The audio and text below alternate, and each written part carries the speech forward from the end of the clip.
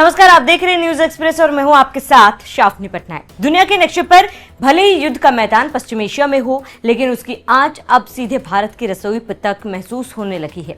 LPG cylinder को लेकर देश के कई हिस्सों से चिंता भरी खबरें आने लगी है और इसी बीच केंद्र सरकार ने एक बड़ा और असाधारण फैसला लिया है। सरकार ने पूरे देश में एस्मा यानी आवश्यक सेवा रखरखाव अधिनियम लागू कर दिया। सरकार का कहना है कि ये फैसला इसलिए लिया गया है ताकि देश में घरेलू गैस यानी एलपीजी की आपूर्ति किसी भी हालत में बाधित ना हो।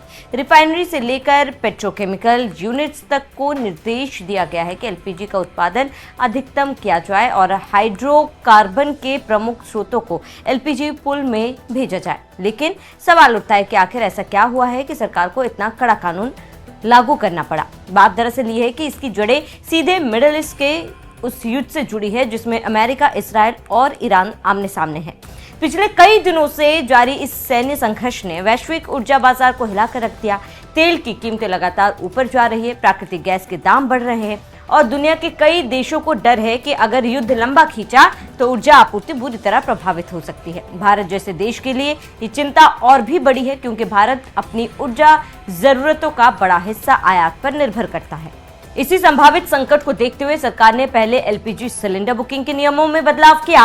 पहले जहां उपभोक्ता 21 दिन के बाद नया सिलेंडर बुक कर सकते थे, अब इस अवधि को बढ़ाकर 25 दिन कर दिया गया। दरअसल युद्ध की खबरों के बीच कई जगहों पर लोगों ने घबराहट में ज्यादा सिलेंडर बुक करने शुरू कर दिए थे।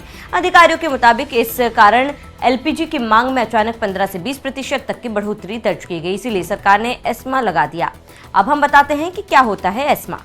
एस्मा यानी इसेंशियल सर्विस मेंटेनेंस एक्ट, जो भारतीय संसद द्वारा 1968 में पारित किया गया था। इसका मकसद बहुत साफ था कि ऐसी सेवाओं को हर हाल में चालू रखना जिनके बंद होने से आम जनता का जीवन ठप पड़ सकता है। अगर किसी क्षेत्र में एस्मा लागू हो जाता है, वहां काम करने वाले कर्मचारी हड़ताल नहीं कर सकते, वे काम पर आने से इनकार नहीं कर सकते और बंद या कर्फ्यू को बहाना बनाकर भी सेवा रोक नहीं सकते।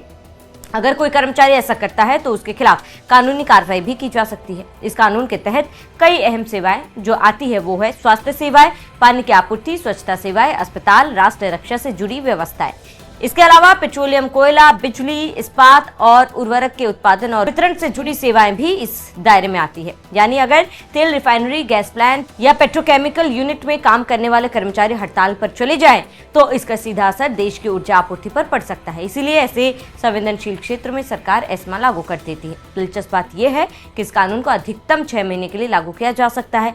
राज्य सरकारें भी जरूरत पड़ने पर अपने अपने क्षेत्र में एस्मा लागू कर सकती है। लेकिन बड़ा सवाल उठता है कि क्या सच में भारत में एलपीजी का संकट है? सरकारी अधिकारियों का दावा है कि देश में फिलहाल एलपीजी की पर्याप्त आपूर्ति है। सरकार का कहना है कि यह कदम संकट की वजह से नहीं बल्कि संभावित संकट को रोकने के लिए उठाया गया। तो आप समझ गए होंगे कि सरकार ने क्यों कदम उठाया है और इसका कारण क्या है।